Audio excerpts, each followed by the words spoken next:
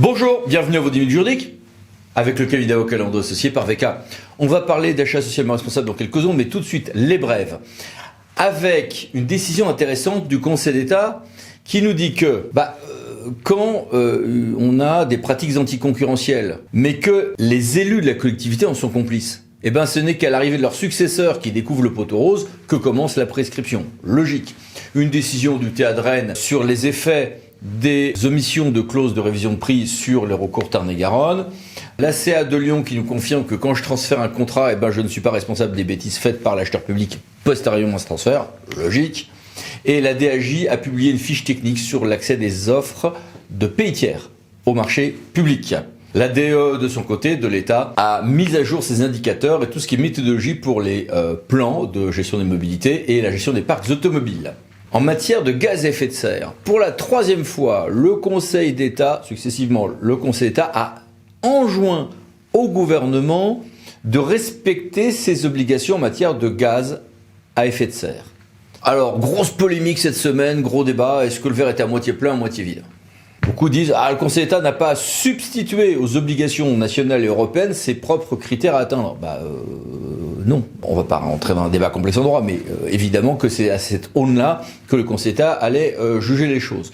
Deux, le Conseil d'État a reconnu qu'il y avait des avancées.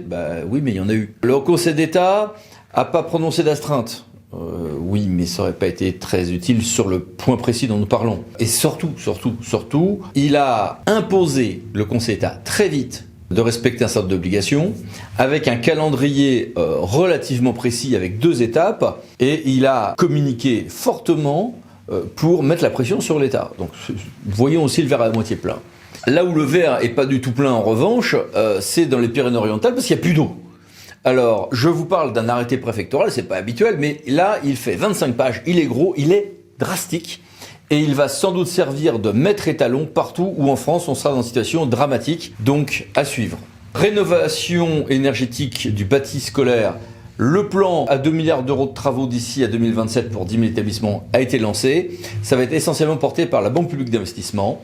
Et a été aussi lancée une circulaire interministérielle sur la prévention des feux de forêt pour les espaces naturels et agricoles. On avait parlé il y a quelque temps du fait que sur la Salanche, le TA de Grenoble avait suspendu un projet hydraulique au nom de considérations environnementales très strictes. La CA de Lyon vient d'invalider la position du TA de Grenoble par une procédure dite de sursis-exécution, ce qui est rare. Et puis, certains financements du fonds Barnier, donc fonds de prévention des risques naturels majeurs, sont revalorisés, notamment au profit des TPE ou de certaines excavations, par un décret du 4 mai 2023. Et le Conseil d'État, le 10 mai 2023, a rendu une décision intéressante sur ce que doit faire le préfet quand il y a une méconnaissance des conditions d'exploitation d'une installation classée pour la protection de l'environnement et les suites qui sont données. Parlons d'agents et d'élus maintenant. Le tribunal judiciaire de Paris, chambre correctionnelle, a rendu une décision qui a condamné des élus et un DIRCAV qui avaient des emplois dans l'administration qui en fait étaient en réalité des emplois de cabinet. Bon, oui c'est pas bien, oui c'est illégal, mais c'est également du dépénal, c'est du détournement de fonds publics, de biens publics, nous dit la chambre correctionnelle du TJ de Paris. Waouh! La Cour de cassation criminelle, de son côté, a assoupli sa jurisprudence quant aux exigences qu'elle a sur la rédaction des délégations données par le conseil municipal au maire pour rester en justice et en l'espèce pour déposer plainte constituée par civil. Néanmoins, attention à bien rédiger avec beaucoup de prudence ces délégations sur les délibérations sur lesquelles il y a plein de bêtises de commises. L'inspection des finances, de son côté, est réorganisée pour différentes raisons, notamment la constitution du grand corps d'administrateurs de l'État par 2 décrets et un arrêté. Et la Cour de justice de l'Union européenne confirme que il y a droit d'avoir une inéligibilité stricte en cas de violation du droit administratif des conflits d'intérêts, notamment pour les élus, mais sous condition d'une appréciation au cas par cas. Donc on pense évidemment au régime français des entrepreneurs, services municipaux, départementaux, régionaux. Et puis, le Conseil d'État a rejeté en référé la requête qui était faite sur le régime des intérimaires médicaux et pour limiter les dépenses sur ce point. Et dernière actualité en matière d'agents, le décret 2023-368 du 13 mai 2024, publié au JO du dimanche 14, qui suspend l'obligation de vaccination contre la Covid-19 des professionnels et étudiants. Ce sera notre dossier de la semaine prochaine. En matière d'urbanisme maintenant, si j'ai un bien qui est irrémédiablement insalubre, je n'aurai pas de doute sur le fait que l'expropriant a bien l'intention de le démolir, ce bien. En matière de contentieux de l'urbanisme, la régularisation de l'autorisation en cours d'instance n'est pas automatique et ça fait pas mal réagir. Et puis, le Conseil d'État a rendu une décision intéressante aussi sur quand peut-on, voire doit-on accéder aux demandes de modification sur le cadastre. On avait parlé il y a quelque temps du fait que le TA de Bastia avait estimé que on ne pouvait pas substituer langue corse ou langue française dans les débats à la collectivité territoriale de Corse. On peut utiliser des langues régionales, mais pas au point de chasser le français. En revanche, on peut avoir des débats, par exemple, en langue française, avec une traduction immédiate dans une langue régionale, pourquoi pas. Oui, mais est-ce que je peux avoir un débat, par exemple, dans un conseil municipal en catalan, donc dans les Pyrénées-Orientales, avec traduction en français? Réponse non, Théâtre de Montpellier. Alors, on a beaucoup parlé cette semaine aussi des mairies et du point de savoir si on peut rendre obligatoire ou pas le drapeau français, mais aussi le drapeau européen sur le fronton de nos mairies. Quelques éléments sur ce point. 1. C'est une proposition de loi qui a été adoptée, oui, en première lecture, le 10 mai, à l'Assemblée nationale, mais attendons de voir si ça passe le cap du Sénat et si la loi est définitivement adoptée. 2. On a beaucoup parlé du drapeau européen, mais il y a d'autres éléments à retenir de ce texte en l'état de cette proposition adoptée à l'Assemblée. Il y a une exonération pour les moins de 1500 habitants. Ce n'est pas obligatoirement sur la façade, mais ça peut être aussi sur un mât à côté ou au-dessus, avec la place d'honneur réservée au drapeau français. Mais il y a d'autres choses dans ce texte. L'affichage du portrait officiel du président de la République, alors qu'aujourd'hui c'est une simple tradition républicaine. L'obligation de la position en façade de la devise de la République, liberté, égalité, fraternité. Bon, il ne doit pas y en avoir beaucoup qui méconnaissent cette obligation morale, mais qui deviendra une obligation juridique. Et obligation juridique aussi de l'affichage dans les locaux de la Déclaration des droits de l'homme et du citoyen de 1789. Un mot de finance aussi. Bras de fer entre AMF et CNAF sur les financements pour l'enfance-jeunesse jusqu'à 2027. Un décret sur quelques ajustements post-loi de finances, sur la péréquation et les dotations de l'État. Et puis les mini-brèves. Que voici.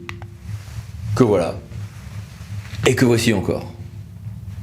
Mais passons à notre grand dossier, achat socialement responsable. Regardons ensemble les guides et conseils de la DAE. Car la DAE, Direction des achats de l'État, qui dépend de Bercy, a diffusé plusieurs guides gratuits, dont voici ici les références, particulièrement bien faits et précieux en matière d'achat socialement responsable. J'ai voulu interroger Madame Malika Kessous, qui est chef du bureau des achats responsables, justement à la DAE. Bonjour Madame. Bonjour Monsieur. Première chose, le document le plus récent, que retenir du document cadre de la politique d'achat responsable de l'État et de ses établissements publics? Je précise que tous ces documents sont très utiles aussi pour les hôpitaux, les universités ou les collectivités territoriales, parce qu'il y a beaucoup de conseils opérationnels. Que retenir? Ce document cadre est en fait un document qui formalise la politique d'achat responsable de l'État, qui est conduite depuis 2009 maintenant. Sa vocation, c'était justement d'adresser à l'ensemble des acheteurs de l'État et des établissements publics de l'État les orientations stratégiques en matière d'achat responsable sur les deux axes environnementaux et sociaux, et puis également des recommandations très opérationnelles pour la conduite dans un projet achat de la mise en œuvre des considérations sociales et environnementales. Parmi les recommandations fortes, il y a notamment les modalités de mobilisation des différents leviers juridiques, clause d'exécution, spécifications techniques, critères d'attribution, comment mobiliser un critère, quelle pondération minimum, quelle qualité dans la rédaction des clauses, justement pour ne pas aller vers du greenwashing ou du social washing, mais bien d'avoir des dispositions qui portent la performance environnementale et sociale des marchés. Et puis également des recommandations en termes de gouvernance, d'application, de mise en œuvre, d'association de l'ensemble des parties prenantes au sein d'une structure, que ce soit un ministère ou un établissement public, pour porter cette démarche. Plus délicat, vous avez fait un autre document sur comment, en commande publique, respecter les droits de l'homme, comment éviter notamment les aliénations des droits humains en commande publique importée, et comment contrôler tout ceci.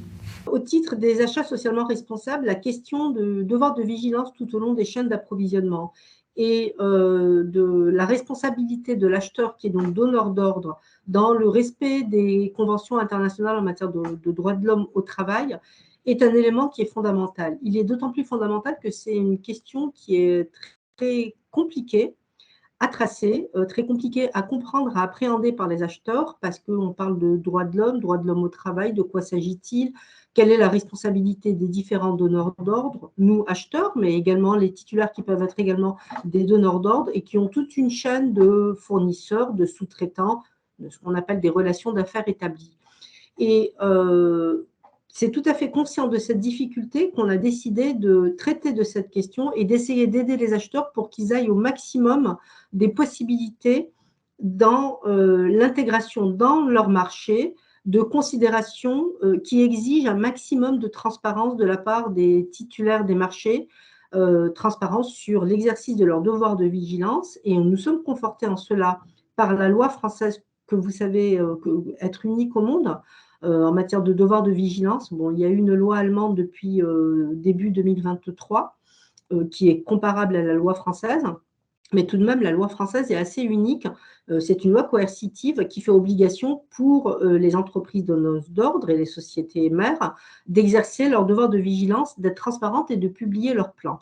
Donc nous, on a commencé à travailler sur cette thématique en 2016, puis la publication de la loi en 2017 nous a confortés.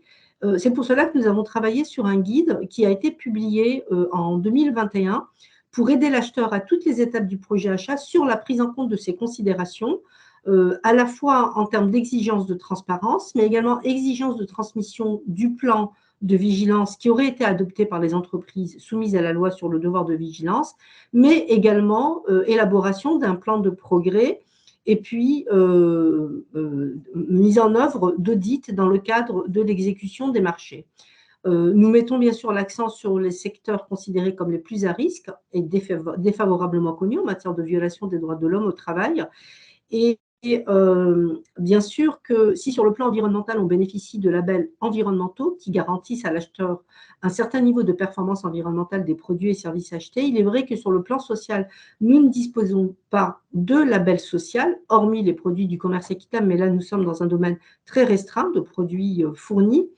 Et donc, nous recommandons aux acheteurs, au moins dans une démarche de sensibilisation des titulaires, d'exiger le maximum de transparence, de traçabilité avec des questionnaires qui doivent être remplis et un suivi tout au long de l'exécution du marché, en attendant bien sûr que la directive européenne sur le devoir de vigilance soit adoptée, nous l'espérons, début 2024, voire fin 2023.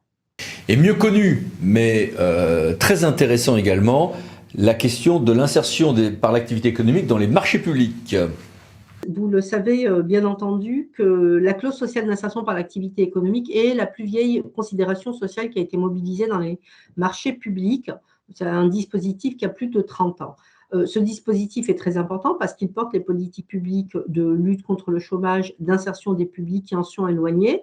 Il y a déjà eu de nombreux guides sur le sujet, mais nous avons publié un guide récemment qui accompagne l'acheteur. C'est une espèce de pas à pas, là encore, qui accompagne l'acheteur depuis la définition du besoin jusqu'au suivi de l'exécution des considérations sociales sur les sujets d'insertion par l'activité économique. Comment calibrer la clause, quels sont les acteurs, quels sont les secteurs d'achat concernés, comment est-ce qu'on peut mobiliser clauses et critères d'attribution, comment est-ce qu'on va suivre la typologie des publics bénéficiaires et qu'on va faire un retour d'expérience, comment est-ce qu'on peut avoir un critère également qualitatif, notamment pour toucher les publics féminins précarisés qui, quand on regarde les bilans annuels de la clause sociale d'insertion, tout donneur d'ordre confondu, les trois versants de la fonction publique, eh bien, en fait, les publics féminins représentent en moyenne 18% des bénéficiaires, alors que les femmes précaires représentent un volant important des publics précaires. Donc là, nous, on souhaite aller vers, et on le met dans nos marchés, un critère qualitatif sur le taux d'emploi féminin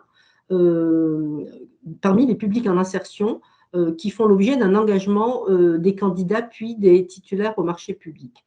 Donc, ce guide a été publié et vraiment, ce qu'on souhaite, c'est qu'il permette aux acheteurs de faire un saut qualitatif au-delà d'un saut quantitatif pour développer et augmenter la part des marchés porteurs d'une clause sociale d'insertion, mais également un saut qualitatif sur la qualité de l'action d'insertion du dispositif d'insertion et sur les publics accompagnés qui en fait représentent vraiment le cœur de nos préoccupations en matière de clause sociale d'insertion. Merci beaucoup. Merci, monsieur. Et merci à vous. À bientôt pour une nouvelle vidéo, les 10 minutes juridiques, parlons d'associés. Pour VK, pensez à vous abonner. Allez, à bientôt, au revoir.